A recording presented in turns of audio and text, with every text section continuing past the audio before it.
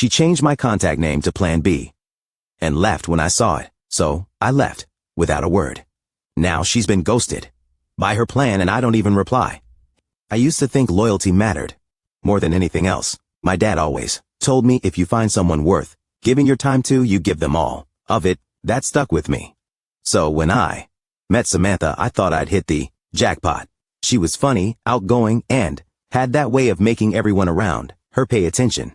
I was quieter, more grounded. I wasn't flashy. I wasn't the guy with the designer clothes or the loud personality. But I thought maybe that was exactly why it worked. She was the spark and I was the steady hand. We started dating seriously after a few months. It wasn't some whirlwind romance. It was steady, dependable, something I thought we were both building for the long term. I was the guy who showed up on time, remembered the details, picked her up from work when it rained, and stayed up late helping her study when she was trying to pass her certification exam. She'd joke sometimes that I was like a husband already, and I took that as a compliment because I wanted to be. I wasn't wasting my time or hers. I thought we were in it together.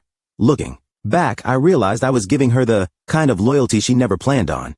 Giving back. I paid for most of our dinners, not because she demanded it, but because I didn't want her to worry about money.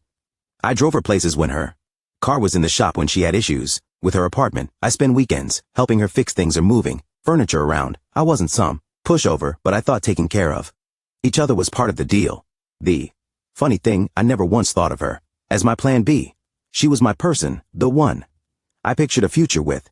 At the time, if someone had told me that she saw me differently, not as a partner, not as her first choice, but as some backup, I wouldn't have believed it. But I was about to find out exactly where I stood. In her world, things didn't blow up all at once. It was little things at first. Samantha had always been glued to her phone, but suddenly it felt different. I'd catch her smirking at texts, the kind of smirk you don't make when you're scrolling through memes. When I asked about it, she brushed me off. One night, we were on the couch, a movie playing in the background. Her phone lit up and she tilted it away from me just slightly.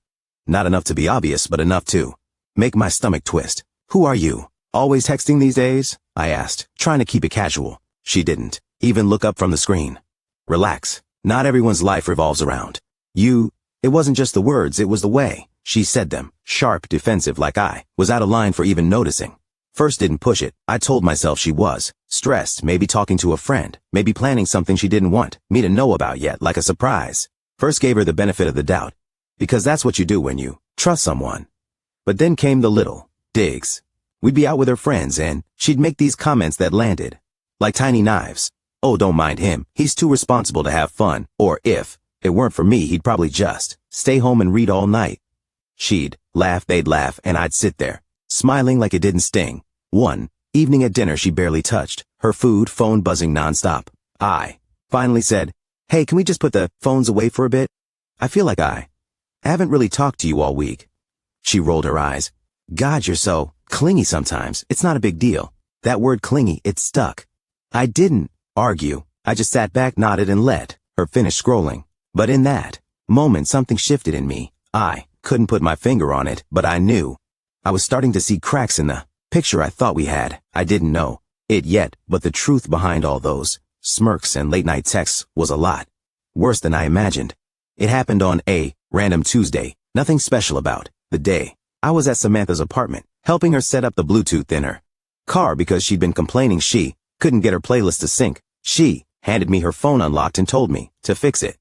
I scrolled through the settings trying to pair it when I noticed the screen lit up with her contacts. I don't know why my eyes landed on my name, maybe instinct. But when they did, I froze right there next to my number. She'd saved me as Plan B. I stared at it, my stomach dropping like I'd been punched. Plan B?" I asked, my voice tighter than I wanted it to be. She leaned over, saw what I was looking at, and instead of looking embarrassed, she laughed. Actually laughed. "Oh my God, you weren't supposed to see that," she said, grinning. "Don't take it so seriously." I just kept staring at the phone. "Seriously, that's how you see me?" She snatched it back and shrugged. "It's just a joke, you know, like in case Plan A doesn't work out." She wiggled her eyebrows like she just delivered the punchline of the year. I felt my throat tighten. "Plan A?" She smirked, scrolling through her phone again. "Come on, don't act like you didn't know your role. You're dependable, reliable, the guy I can always count on. That's why you're Plan B." Plan A is, well, let's just say, more exciting. Then she actually laughed, harder, like I was the one being ridiculous. I remember standing there, holding the car keys in my hand, realizing that every late-night text, every smirk, every eye roll when I asked for her time had been leading up to this. She didn't even respect me enough to hide it. I wasn't her partner. I wasn't her choice. I was just the safety net. And the worst part, she said it with the kind of smug confidence that told me she thought I'd accept it, that I'd stay just because I was dependable. I didn't yell. I didn't throw the phone. I didn't beg for an explanation. I set the keys on the counter, grabbed my jacket, and said nothing. Her voice followed me as I walked out the door. Wow, are you seriously going to get mad over a contact name? You're being dramatic. But I didn't answer. I just closed the door behind me and left her, laughing alone. When I walked out of Samantha's apartment that night, I didn't slam the door. I didn't yell in the hallway. I didn't even text her. Afterwards, I just disappeared. I drove back to my place with this strange mix of anger and calm. Anger at what I'd seen, but calm because something in me had shut off. I wasn't going to fight for someone who had literally labeled me as her backup plan. I stared at my phone for hours. That night, waiting for a call, a text, an apology. Nothing came. The next morning, still nothing. By the second day, she sent me a single message. Sam, so are we not talking now? Over. Something so stupid. I read it once, then locked my screen. No reply, and that's how it stayed. I didn't block her right away. I just didn't answer. The silence was louder than anything I could have said. A week later, one of her friends, Jenna, messaged me out of the blue. Jenna, Sam says, you're overreacting. It was just a joke. No, she didn't mean anything by it. I finally answered, but not to Samantha, to Jenna, me. A joke doesn't require a backup boyfriend. That's not funny. That's pathetic. Jenna left me on read. That's when I knew the story she was spinning. To her friends, I was the dramatic one, the clingy one, the guy who couldn't take a joke. Meanwhile, she was posting pictures on Instagram, out at bars, smiling with a guy I hadn't seen before. It didn't take a detective to figure out who Plana was. I didn't comment. I didn't message. I didn't even stalk her page more than once or twice. Every time I felt the urge, I reminded myself she'd already told me what I was to her, and she was proud of it. So I went quiet. I worked out more. I focused on my job. I started seeing friends I hadn't made time for when I was with her. The silence became comfortable. But for Samantha, silence was the one thing she couldn't control. And that's when the cracks in her little plan started to show. It didn't take long for Samantha's plan to unravel. At first, she flaunted him everywhere. Pictures at clubs, inside jokes and captions late night, selfies with wine glasses, mutual. Friends told me she was acting like she'd upgraded, like she was finally living the exciting life she thought I couldn't give her. Then the post slowed down. A month later, no more pictures with him. A few vague quotes about fake people. Then one night, a story of her crying in her car, mascara running with a song about betrayal blasting in the background. I didn't need details. I knew what happened. PL did what people like that always do. He used her, burned through the novelty, and moved on. That's when she came back. The first text was short. Sam, hey, can we talk? I ignored it.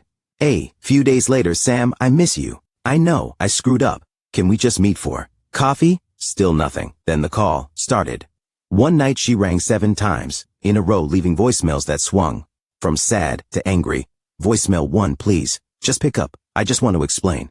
Voicemail 3, you're really going to throw away everything we had over a joke.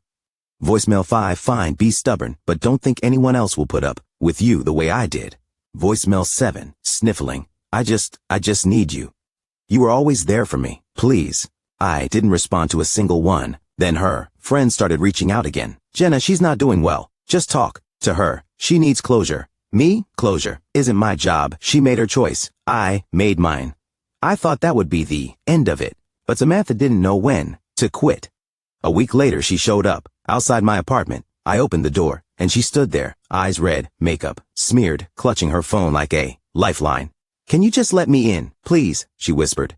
I stepped aside, not to let her in, but to show her the hallway behind me. There's nothing for you here. Her eyes flashed with anger. You're seriously this cold? After everything, you're acting like I'm some monster. I looked at her calmly. I don't need to act. You showed me exactly who you are. I closed the door, and this time, I locked it. That was the night I realized she wasn't chasing me because she loved me. She was chasing me because I was the only one left and I wasn't about to be her safety net anymore.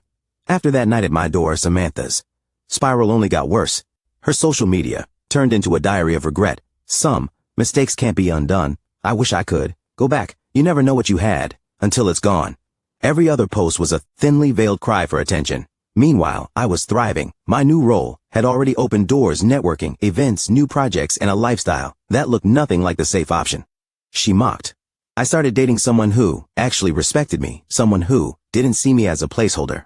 That contrast must have eaten her alive because she tried one last desperate stunt. One evening I came home from work to find an envelope taped to my door. Inside was a handwritten letter, pages of apologies, half-baked, justifications and promises. She wrote about how Plan it wasn't what she thought, how she realized she only ever felt secure with me, how she believed we could start over. At the end she'd scribbled, "If you still care about me at all, meet me at the cafe tomorrow at 6. If you don't show up, I'll know it's really over." I didn't show up. The next day, she texted me, "Anyway, Sam, you didn't come, but I'll wait. I'll always wait." That was the last message I ever received from her. I didn't block her out of spite. I just didn't need to. Eventually she stopped, on her own. Months later, I ran into a mutual acquaintance who filled me in. Samantha had tried to rekindle things with Plan A after me, but by then, he'd moved on completely. She was single, bitter, and still blaming everyone but herself. Me, I wasn't bitter. I wasn't angry. I wasn't even thinking about her. She thought she was choosing adventure over safety. What she really chose was instability over loyalty, chaos over calm, a temporary thrill over someone who would have built with her for life. And now she has nothing. As for me, I don't need revenge. I don't need apologies. And I don't need closure. The silence I gave her, that was all of it.